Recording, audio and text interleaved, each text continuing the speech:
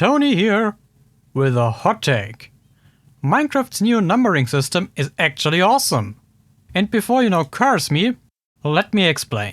And for that explanation we have to talk a little bit about the naming of cars. No, not the movies, but the everyday thing that drives and makes noises. And even though that might sound far-fetched, it will all make sense, I promise you. Once upon a time, long, long ago, cars were referred to by some odd number or name in combination with a production year. Because it was normal practice that with every year some things were changed around. Often these were small, sometimes they were big. And each and every year the same car looked a little bit different. So you always have to state the build year. While nowadays cars usually have fancy names, and if they are changed then they are called Mark 1 or Mark 2 or facelift. But all is kinda wrapped up in a nice package. That is very good for marketing. I should put probably my armor on. And exactly that is what also was the case with the Minecraft naming system. We had the big updates that all had their bright title and a clear idea what it is about, with most of the features around it, which is of course beautiful for marketing. So in a way, Minecraft did now the exact opposite, to go back to a much more primitive naming system.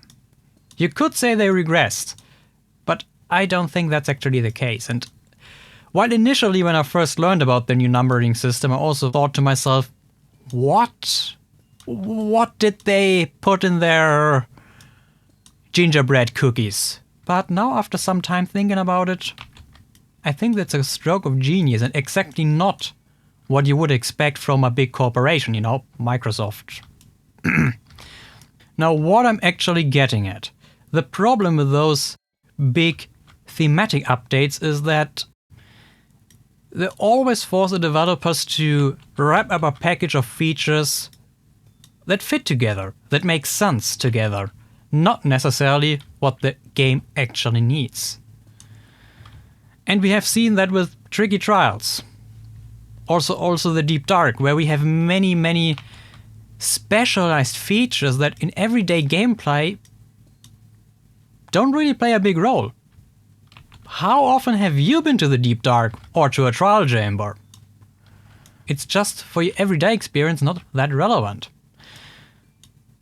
While on the other hand, with the drops we have seen recently, the Garden Awakens or especially the Copper Age, which I think a lot of people will agree is probably one of the best updates we have seen in a long time.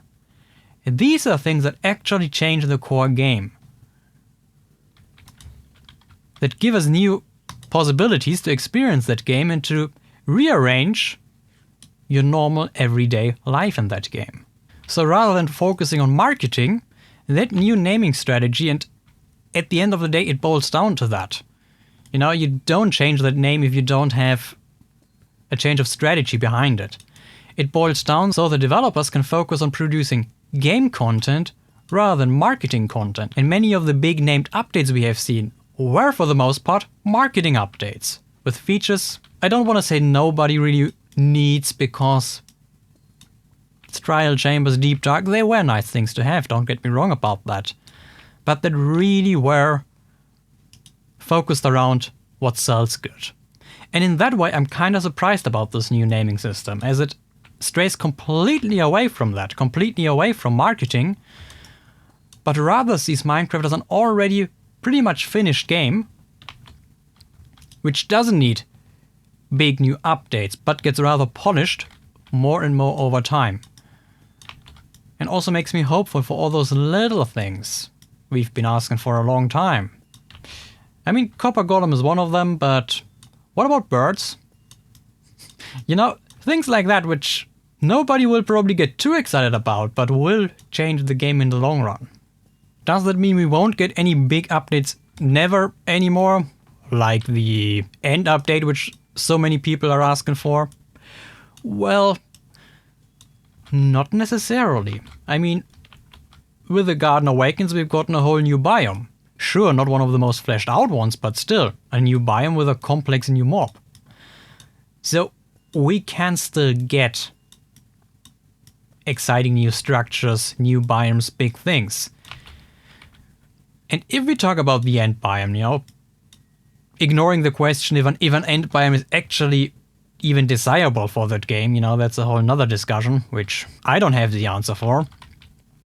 But what makes you think that Mojang couldn't split that up into multiple updates, just adding some things in one drop and other things in another drop?